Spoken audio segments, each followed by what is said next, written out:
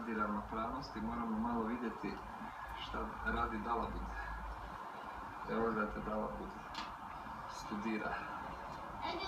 Evo Dalabud, danas u petak, danas je 19.11. Dalabud usvaja zemljopis. Proučava svijet. Svijet proučava. Jedva sam je natjerao, sad inače podne, jedva sam je natjerao da se obuče. Kao što se vidi,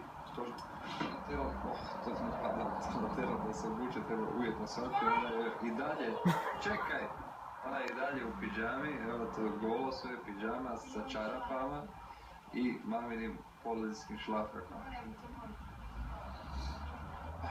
Evo, ovako izgleda njen brlog, ovo je zid koma, tko bu to farbao, nemam pojma. Evo, baterija mi je slaba i moram sad prekinuti.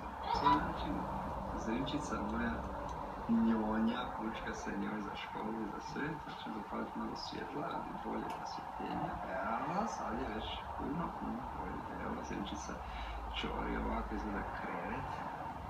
A krevet je još milost Božja prema ostalom dijelu sobe, sad ćemo malo to udaljiti, da malo to pogledamo kako divno izgleda Marić, sve super, divno, uredno, sve, vidite, ovo je lijepo, jedna šlapa je tu, druga je Bog te pita di, tranzistor je tu, iako sam ga zabranio, šlafrok je bačen preko stolice, pogledajte stol, držam malo bliže, evo stol je gledaj, divota jedna, stol je to, moraju mama i tata sve organe izbaciti van i opet ništa.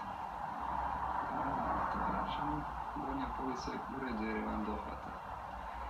Evo to se vraćeno, evo tu se suše, dobro. Tačka di je pala tu ostala, dobro, ajde u redu, ovo se suše hlače, to od kiša, snijega i sranja.